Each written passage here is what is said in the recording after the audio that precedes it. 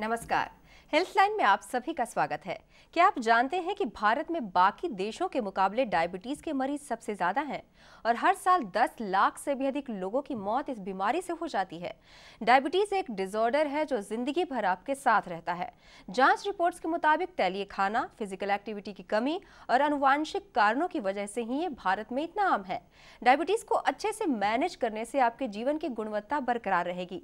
तो क्या करें, क्या ना करें, इन्हीं सब सवालों के बारे में आज हम चर्चा करेंगे जनरल हॉस्पिटल पंचकुला से medicine specialist doctor Ashwini Bhatnagar के साथ। और अगर आपका भी इससे जुड़ा कोई सवाल है तो बिना देर किए तुरंत नंबर मिलाएं अपने टीवी स्क्रीन पर फ्लैश हो रहे नंबर्स पर। ये नंबर्स हैं 01725043 01725043 डॉक्टर अश्विनी, हमारे स्टूडियो में आपका स्वागत है। Thank you. डॉक्टर अश्विनी, यूं तो जो भी लोग हैं वो इस नाम से अवगत हैं कि डायबिटीज एक बीमारी है जिसमें मीठा नहीं खाया जाता है। लोग बहुत कम ही ऐसे हैं जो इसके बारे में गहराई से जानते हैं कि डायबिटीज है क्या। तो हमारे दर्शकों को ये बताइए कि डायबिटीज क्या है।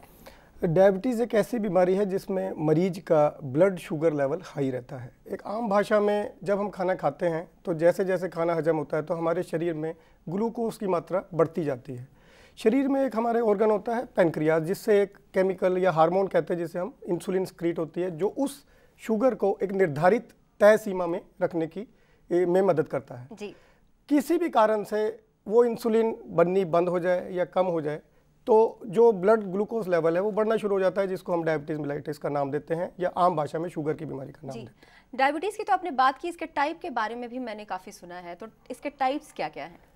जनरली मोटी भाषा में अगर हम कहा जाए तो दो तरह से होता है, टाइप 1 और टाइप 2। टाइप 1 का जैसे मैंने बताया कि ये इंसुलिन की कमी से होती है, तो टाइप 1 में टोटल ही इंसुलिन की कमी होती है। बचपन से ही शरीर में इंसुलिन बनता नहीं है और ऐसे मरीज में, ऐसे बच्चे में हमें बचपन से ही इंसुलिन लगाना पड़ती है। टाइप 2 में इनिशियली पेशेंट ठीक होता है, लेकिन जैसे जैसे एज बढ़ती है, 40 साल या 45 से ऊपर होता है, तो धीरे धीरे पैनक्रियाज काम करना बंद कर देता है और उसमें इंसुलिन की रिलेटिव कमी होनी शुरू हो जाती है, जो एक दोबारा से वो शुगर का रूप अख्तियार कर लेती है, जिसको हम टाइप 2 का नाम देते हैं। जी, लेकिन किसी भी व्यक्ति को या फिर जिस किसी को भी ये होता है, बच्चों में या जिस किसी को भी ये होता है, उन्हें पता कैसे चलेगा कि उन्हें डायबिटीज की समस्या है? हाँ, ये बड़ा अच्छा सवाल है। उसके लिए कुछ एक जो रूटीन में हम कहते हैं कि इसमें एक तो प्यास ज़्यादा लगती है, आदमी को प्यास ज़्यादा लगती है, भूख ज़्यादा लगती है, उसका वजन कम होना शुरू हो जाता है और कई बार तो जैसे कहीं चोट लगी है हाथ में या पाँव में तो वो जख्म को हील होने में काफ़ी टाइम लगता है। ये कुछ ऐसे सिम्टम्स हैं जिससे मरीज को शक के दायरे में लिया जा सकता है। जी। क्या बच्चों के सिम्टम इससे अलग होते हैं? नहीं, सिम्टम्स दोनों ही, टाइप 1 हो चाहे टाइप 2 हो, सिम्टम्स सेम होते हैं जी। जैसे कि आपने कहा कि डायबिटीज़ के बारे में कि सिम्टम्स सेम होते हैं, लेकिन कुछ लोग ऐसे होते हैं जिनमें ज़्यादा होने का खतरा होता है, तो वो लोग कौन कौन से हैं? सबसे पहले तो मैं कहूँगा जो साउथ ईस्ट कंट्रीज़ हैं, जिसमें हिंदुस्तान, बांग्लादेश, पाकिस्तान, श्रीलंका, नेपाल, भूटान आता है, ये बिल्कुल हाई रिस्क पॉपुलेशन है। यही कारण है कि आने वाले टाइम में हिंदुस्तान में सबसे ज़्यादा डायबिटीज़ के मरीज हो जाएंगे, particularly in south east countries में। तो ये हमारा यहाँ खाना पीना और हमारा जेनेटिक एनवायरनमेंट ही ऐसा है। दूसरा, कुछ फैमिलीज़ में जिनमें डायबिटीज़ है उनमें बच्चों को शुगर की बीमारी होने के चांसेस ज़्यादा रहते हैं।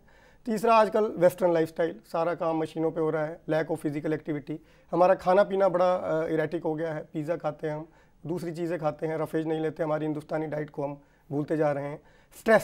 स्ट्रेस भी एक बड़ा कारण है जो हमें डायबिटीज़ की तरफ धकेलता है। जी, जो ओबेसिटी है उसका कितना रोल है? ओबेसिटी का पूरा रोल है और खासकर टाइप 2 पेशेंट्स जो होते हैं, टाइप 1 में ज़्यादातर पेशेंट अगर आपने देखे होंगे तो लीन एंड थिन होते हैं जी। लेकिन जो टाइप 2 डायबिटीज़ है उसमें पेशेंट ओबीज होता है। ओबेसिटी का पूरा रोल है इसमें।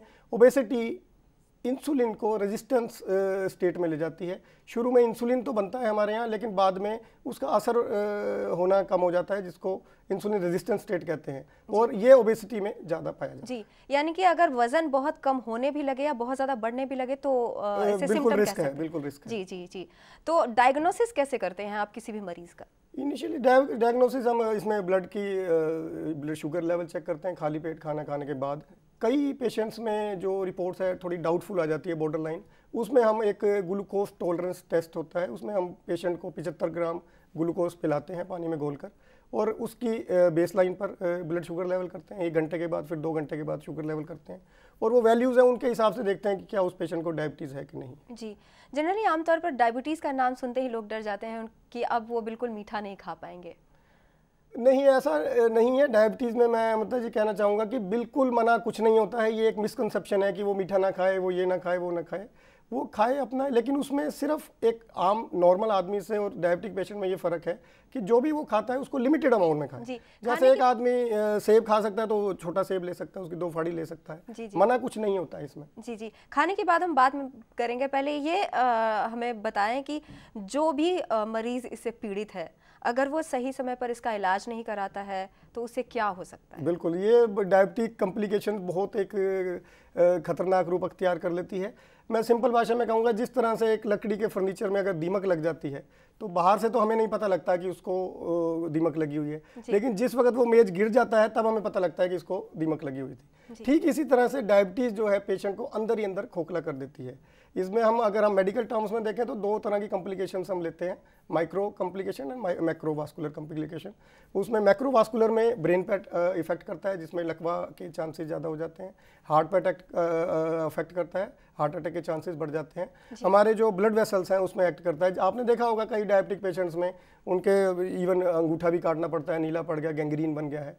और माइक्रो कॉम्प्लिकेशन में हमारे जैसे रेटिना पे एक्ट करता है, हमारी आई साइट वीक हो जाती है, हमारे नर्व्स पे एक्ट करता है, पैरों में सुनपना जो है आ जाता है। किडनी, जिसको हम नेफ्रोपैथी का नाम देते हैं, किडनी पर भी असर करता है। जी, जैसे आपने कहा गैंग्रीन वगैरह भी हो जाते हैं तो उसमें अंगूठा वगैरह काटना पड़ता है, तो डायबिटिक फुट वगैरह होते हैं या फिर डायबिटिक टूथ की प्रॉब्लम जो होती है, तो उससे कैसे डील करना चाहिए? किसी भी पेशेंट को इस तरह की समस्या होती है, क्योंकि जो जनरली आमतौर पर घाव होते हैं वो भरते नहीं हैं। ये बात आपने बिल्कुल ठीक पूछी है, लेकिन अगर एक पेशेंट डायबिटीज़ का पेशेंट है, वो रेगुलर जांच करवा रहा है, मेडिसिन ले रहा है, ब्लड शुगर वेल कंट्रोल्ड है, तो उसको ये दिक्कतें नहीं आती हैं।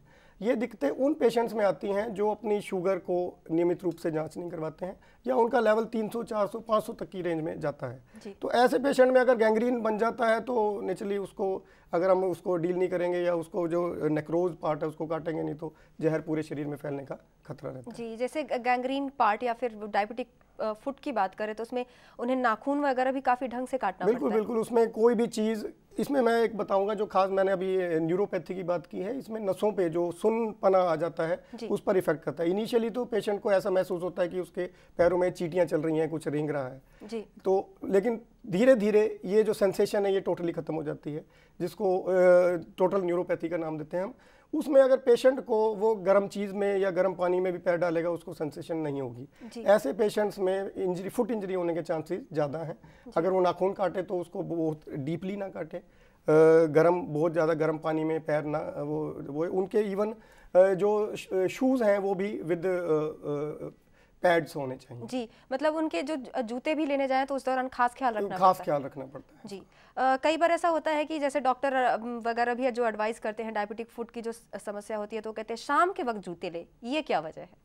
इसमें ये बड़ा आपने प्रैक्टिकल और अच्छा क्वेश्चन पूछा है। होता क्या है कि जब हम लेटते हैं, रात को हम सो रहे हैं, लेटे हैं, तो जो ब्लड की डिस्ट्रीब्यूशन है वो पूरे शरीर में फैल जाती है। जी, आदमी सुबह उठता है, नहाता धोता है, अपने काम पे जाता है, तो जैसे जैसे आदमी दिनचर्या की एक्टिविटी करता है तो जो ब्लड की पूलिंग है वो पैरों में आ जाती है। तो उसका जो पैरों के जो हल्की सी स्वेलिंग कह लो या पूलिंग ऑफ ब्लड के करके थोड़ा सा उसका साइज बढ़ जाता है जी। तो ऐसे पेशेंट को शाम को जूते लेने का जो हम रिकमेंड करते हैं, इसलिए कहते हैं ताकि वो शाम को अगर जूते लेगा तो वो एक कंफर्टेबल नंबर लेगा। अगर वो सुबह लेगा तो कहीं ना कहीं वो टाइट शूज ले लेगा, जिसके करके नुकसान होने का जी, पैरों को नुकसान पहुंच सकता है।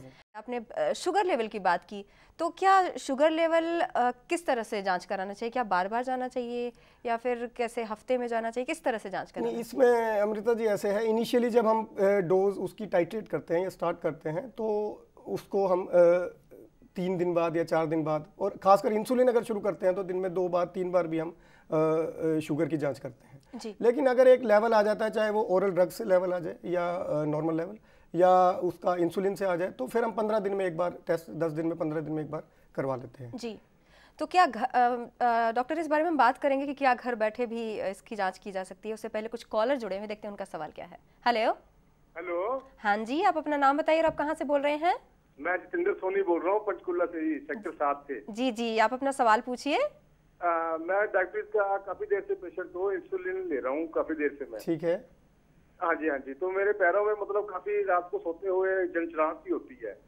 हाँ, मेरा ख्याल है सोनी साहब आप बाद में जुड़े हैं। मैंने अभी भी बताया इसको हम न्यूरोपैथी का नाम देते हैं, क्योंकि जो मैंने अभी बताया कि शुरू में ये क्या होता है कि पैरों में सुनपना, जैसे आप बता रहे हैं कि झंझनाहट होती है, ये दिक्कतें आती हैं। और ये डिपेंड करता है कि डायबिटीज़ कितने लंबे समय से है, कितनी वेल कंट्रोल्ड है, ये सारी चीज़ों पर डिपेंड करता है। तो इसके लिए आप इंसुलिन रेगुलर लेते रहें, रेगुलर जांच करवाते रहें। और जैसे भी हो, अगर आप पंचकुला में ही हैं तो आप हमारे हॉस्पिटल में कभी भी आ सकते हैं। उसके न्यूरोपैथी के लिए हम और दूसरी ड्रग्स भी आती हैं, वो हम उसको ऐड कर सकते हैं। डॉक्टर, एक और कॉलर है, देखते हैं उनका सवाल क्या है। हेलो। हेलो। हाँ जी, आप अपना नाम बताइए और आप कहाँ से बोल रहे हैं? ओम प्रकाश, ओपी गुप्ता, मैडम, रेवाड़ी, हरियाणा से। जी जी ओम प्रकाश जी, आप अपना सवाल पूछिए डॉक्टर अश्विनी से। ऐसा डॉक्टर साहब मुझे बता रहे हैं कि मुझे शक होता है मुझे डायबिटीज है। अच्छा जी। पर जो आप ये साइन बता रहे हैं, ब्लड में जो शुगर होती है, ब्लड शुगर है वैसे मेरे। हाँ जी। तो मेरे कल 135 है जी। 135 खाली पेट है ये? 135-40 रहती है लगभग मुझे हमेशा ही। नहीं, 135 खाना खाने के बाद है तो ये बिल्कुल नॉर्मल है। खाली पेट है थोड़ी ज्यादा है। खाने के बाद 160-65। तो आपको इसके लिए दवाई ले रहे हैं? हाँ जी। कोई दवा चल रही है आपकी शुगर की?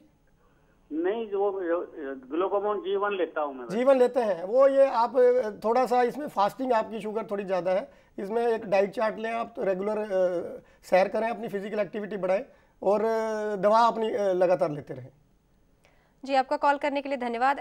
डॉक्टर, जैसे फैमिली हिस्ट्री होती है, उस वजह से भी किसी को डायबिटीज़ होता है, जैसे किसी के पेरेंट्स को है, तो जो उनका बच्चा है या फिर फैमिली में जो भी मेंबर है, उनको किस तरह से प्रिकॉशन लेना चाहिए? हाँ, इसमें जो खासकर टाइप 2 डायबिटीज़ मेलाइटिस है, जिससे ये it runs in the family. अगर फादर को है तो बच्चों को होने के पूरे चांसेस रहते हैं। इवन जो अगर ब्रदर को, जुड़वा ब्रदर है तो एक ब्रदर को तो दूसरे को भी होने के चांसेस रहते हैं जी। उसमें पेशेंट जैसे खासकर 40 की उम्र के बाद तो अपना रेगुलर सालाना अपना वो करते रहे, ब्लड शुगर की जांच करवाते रहें और डाइट परहेज करते रहे, फिजिकल एक्टिविटी करते रहे। जी डॉक्टर अश्विनी, कॉलर लेने से पहले मैंने आपसे पूछा था कि क्या जो शुगर लेवल है उसकी जांच घर बैठे भी हो सकती है? हाँ, इसमें अमृता जी कुछ ना हाई रिस्क पेशेंट होते हैं जिसमें रेगुलर मॉनिटरिंग की ज़रूरत है, खासकर ओल्ड एज पेशेंट्स 70-75।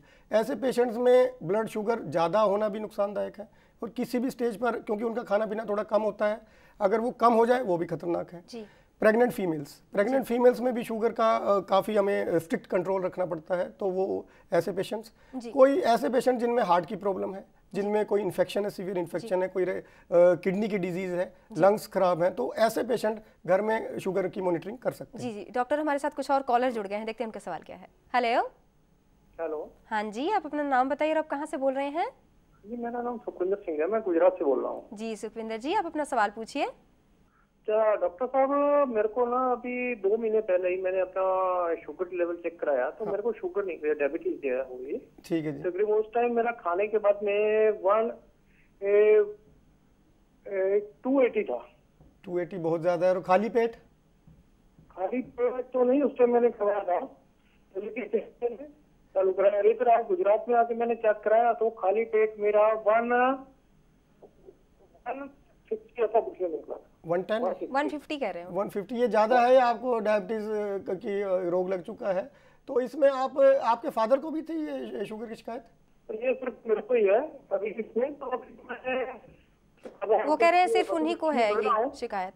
अच्छा, फैमिली हिस्ट्री नहीं है, शायद वो नहीं सुन पा रहे हैं हमें। डॉक्टर, जैसे कि हम डायबिटीज़ के बारे में बात कर रहे हैं, आपने कहा प्रेग्नेंट महिला जो होती है, क्या उन्हें अगर मधुमेह की शिकायत है, डायबिटीज़ की शिकायत है, तो उनको क्या बच्चा जन्ने में बच्चे पे कोई असर पड़ सकता है? हाँ, ये बड़ा अच्छा सवाल है।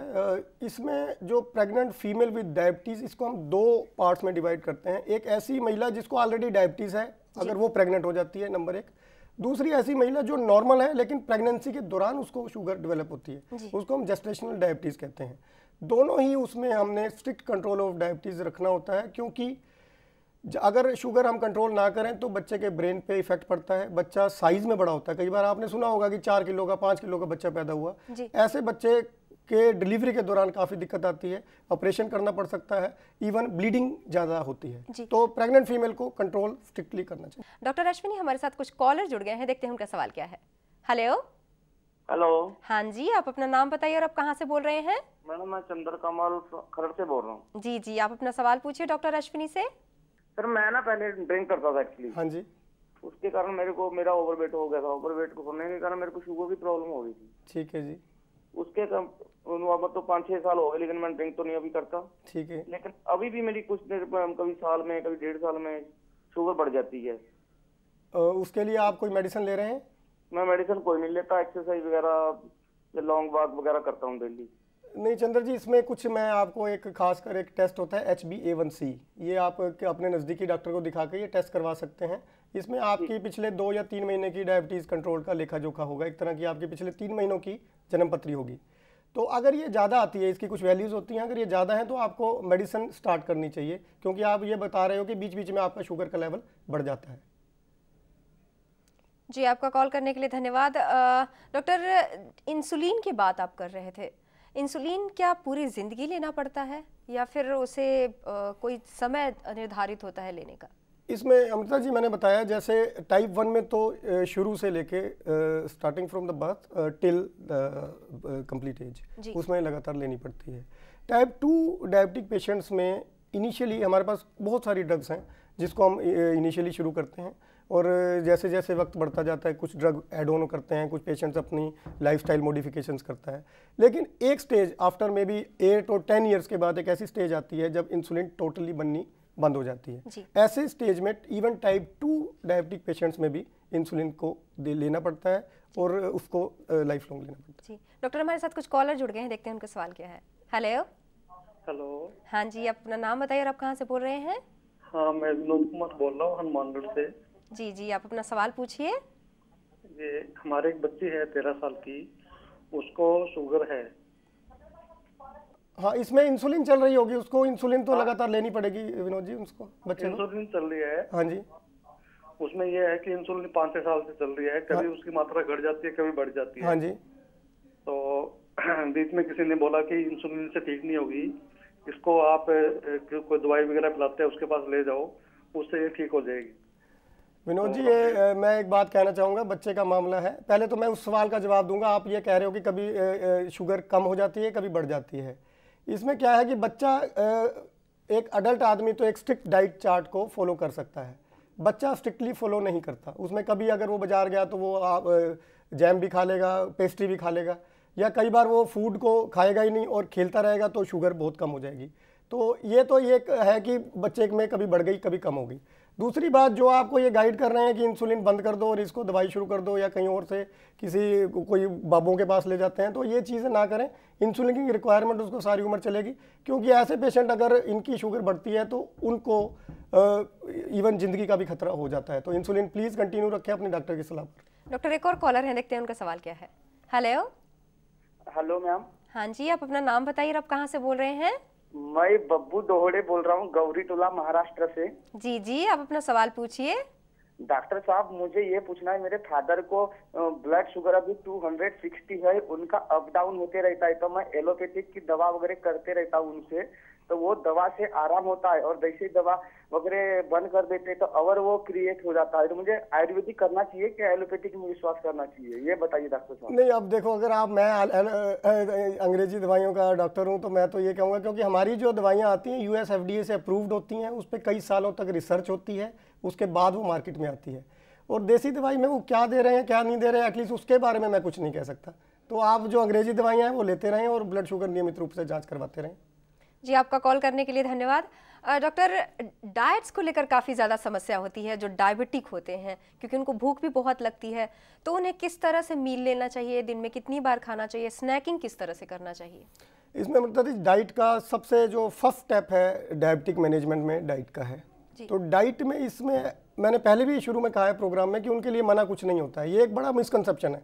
अगर हम एक डाइट चार्ट ऐसे दे दें, ये नहीं खाना वो नहीं खाना, तो अल्टीमेटली वो मरीज डॉक्टर के पास आना बंद कर देगा, ऐसा नहीं। तो उसमें जो हम एक नॉर्मल आदमी 3 मेजर मील्स लेता है, डायबिटिक में उस मील को हम टुकड़ों में कर देते हैं। जैसे सुबह मॉर्निंग ब्रेकफास्ट किया, 11 बजे स्नैक्स ले लिया, फिर लंच लिया, फिर 4-5 बजे स्नैक्स ले लिया, फिर डिनर कर लिया। तो ये चीज़ें हैं। कुछ बाकी इसमें कुछ मात्राएं होती हैं, जैसे प्रोटीन्स हैं, उसकी रिक्वायरमेंट 20% होनी चाहिए। वो एक डायबिटिक डाइटिशियन रादर वो आपको एक अच्छी तरह से वो बता सकता है। मना कुछ नहीं होता है, जो लेना है वो लिमिटेड अमाउंट में लेना है और रेगुलर इंटरवल्स पे लेना है। जी, फलों में भी अगर वो काफ़ी कुछ ऐसे फल होते हैं जो नहीं खाने चाहिए, तो वो कौन से हैं और जिन्हें खाने चाहिए वो कौन? एज ए डॉक्टर मैं कहूँगा कि ऐसा कोई फल नहीं है जो डायबिटिक पेशेंट ना खाए, वो सारे फल खाए। जी। अगर वो चीकू ले सकता है तो एक छोटे अमाउंट का चीकू ले सकता है, सेब है तो उसकी 2 फाड़ी ले सकता है, पपीते की 1 फाड़ी ले सकता है, केला आधा केला खा सकता है, या छोटे साइज़ का केला है तो वो पूरा खा सकता है। मना मैं बार बार ये कह रहा हूँ कि डायबिटिक पेशेंट में मना नहीं है, वो प्रैक्टिकली जो खा सकते हैं वो खाएं, लेकिन लिमिटेड अमाउंट में खाएं। जो डायबिटिक पेशेंट है वो आर्टिफिशियल स्वीटनर्स का इस्तेमाल करते हैं। हाँ, ये आजकल बड़ा टीवी पे भी ऐड आ रही है कि लोग बड़ा इसको करते हैं। बेसिकली क्या है, स्वीटनर क्या चीज़ है, ये इनमें कैलोरी नहीं होती है, और दूसरा इसमें जो शुगर होती है वो एब्जॉर्ब नहीं होती है ब्लड में।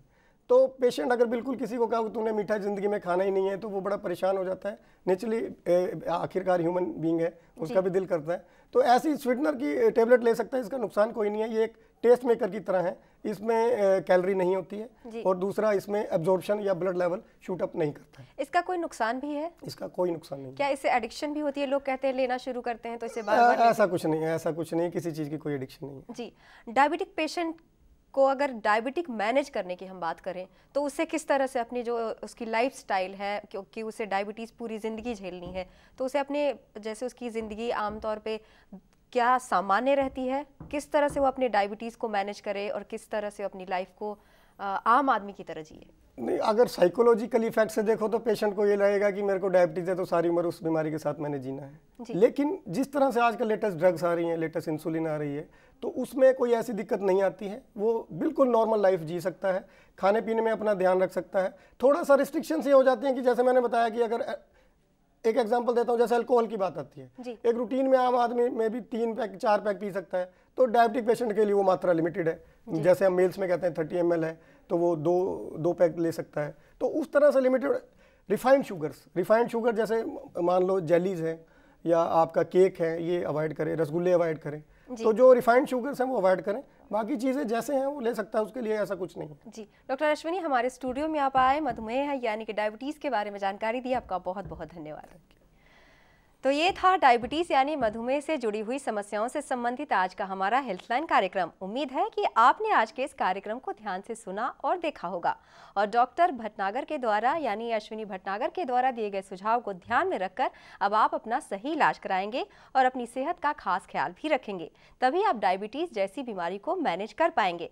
तो कैसा लगा आज का हमारा हेल्थलाइन कार्यक्रम? हमें ज़रूर लिखें। हमसे संपर्क करने के लिए हमारा email ID नोट करें, healthline@dayandnightnews.com। फिलहाल हेल्थलाइन में बस इतना ही। नमस्कार। खबरों की दुनिया में आइए, हमारे साथ कहीं भी और कभी भी जुड़िए।